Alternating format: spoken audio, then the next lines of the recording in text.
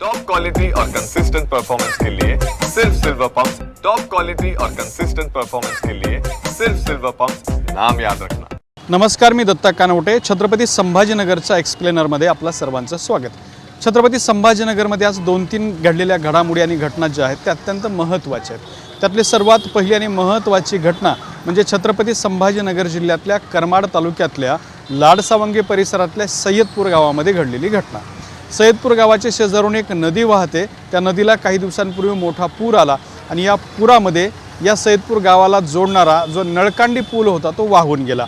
हा पूल वाहून गेल्याच्यानंतर एक बाळांत झालेली महिला त्या गावात जाण्यासाठी आली, मात्र रस्ताच नसल्यामुळे ॲम्ब्युलन्सला अर्ध्या वाटेत थांबवावं लागलं आणि या महिलेला चालत गावाकडे घेऊन जावं लागलं। मात्र महिला बाळांत झाली असल्यामुळे तिला अवघड ठिकाणी ज्या काही नळकांडी पुलाचे पाईप होते त्यावरून चालत जाणं किंवा पाण्यातून चालत जाणं शक्य नव्हतं।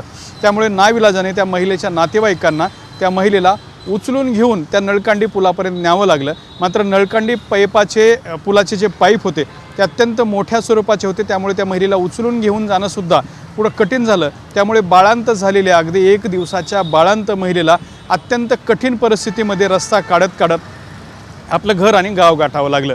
दुसरी परिस्थिती तिच्या मुलाची होती। तिच्या मुलालासुद्धा या सगळ्या महिलांनी उचलून गावात नेण्याचा प्रयत्न केला, मात्र त्या महिला पाण्यामधून घसरत होत्या। त्या मुलाला उचलून घेऊन जाणं शक्य नव्हतं, मात्र तरीसुद्धा जीव धोक्यात घालून जीवघेण्या पद्धतीनं या परिसरामधल्या नागरिकांना आपला प्रवास करावा लागला। ही कहाणी एका महिलेची होती। मात्र हा पूल वाहून गेल्यामुळे या सय्यदपूर गावातले जवळपास 50 विद्यार्थी दररोज लाडसावंगी या गावामध्ये शाळेत शिक्षणासाठी जातात। मात्र हा पूल वाहून गेल्यामुळे या 50 विद्यार्थ्यांना शाळेला जाण्यासाठी दांडी मारावी लागली। त्यामुळे या परिसरामध्ये पूल कधी होणार असा प्रश्न उपस्थित होतोय।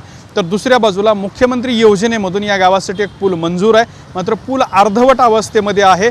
तो पूल पावसाळ्याच्या पूर्वी पूर्ण करणं गरजेचं होतं, मात्र तो पूर्ण केला गेला नाही। त्यामुळे जो कच्च्या स्वरूपातला नळकांडी पूल आहे तो सुद्धा वाहून गेलेला आहे। त्यामुळे आता सध्या या गावाचा संपर्क तुटलाय असं म्हणावं लागेल। जर मोठा पूर आला तर या गावात जाताही येणार नाही आणि गावातून बाहेर येता येणार नाही। त्यामुळे तात्पुरत्या स्वरूपाची प्रशासन काय व्यवस्था करते हे पाहणं महत्त्वाचं ठरणार आहे। मात्र हा पूल वाहून गेल्यामुळे एका बाळांत महिलेचे प्रचंड हाल झाले।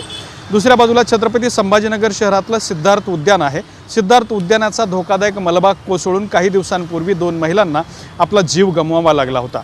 मात्र ही घटना घडल्यानंतर त्या ठिकाणचा तो मलबा आता हटवण्यात आलेला आहे। सगळी धोकादायक ठिकाणं जी आहे ती व्यवस्थित पद्धतीनं दूर करण्यात आलेली आहेत आणि हे सिद्धार्थ उद्यान कालपासून पर्यटकांसाठी खुलं करण्यात आले। आज दुसरा दिवस आहे ज्या उद्यानामध्ये हजारो लोकांची गर्दी असायची। तिथले वाघ असतील, बिबटे असतील, मगरी असेल, सुसर असेल, अजगर असेल, साप असतील, हरिण असेल, तडस असतील, कोल्हे असतील, ससे असतील, हे सगळं पाहण्यासाठी हजारो पर्यटकांची रेग लागलेली असायची। मात्र हे उद्यान सुरू झालं तरीसुद्धा या उद्यानामध्ये सध्या शुकशुकाट पसरलेला पाहायला मिळतात। पर्यटकांनी पूर्णपणे पाठ फिरवलेली आहे। ज्या उद्यानामध्ये आनंद घेण्यासाठी नागरिक जातात तिथे जर का आपल्याला जीव गमावा लागत असेल तर मनात लोकांच्या भीती बसणं साहजिक आहे। त्याचाच एक परिणाम हा म्हणावा लागेल की सिद्धार्थ उद्यानाकडे सध्या नागरिक पाठ फिरवताना पाहायला मिळतात। या 2 महत्त्वाच्या छत्रपती संभाजीनगर शहरातल्या घटना आणि घडामोडी होत्या। दुसऱ्या बाजूला ज्ञानेश्वरी मुंडे यांची भेट घेण्यासाठी रोहित पवार त्या ठिकाणी पोहोचत आहेत। ज्ञानेश्वरी मुंडेची रोहित पवार भेट घेऊन ज्ञानेश्वरी मुंडेचा जो काही लढा आहे त्या लढ्याला बळसुद्धा देणार आहेत।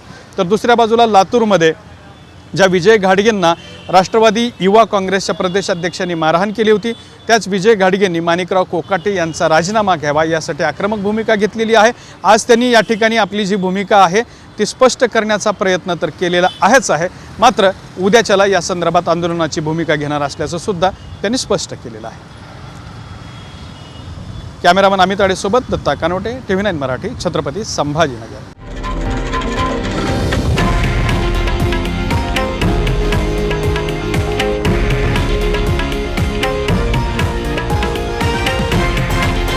हे आहे देशातील नंबर 1 न्यूज नेटवर्क आणि आपण पाहत आहात TV9 मराठी, एकमेव।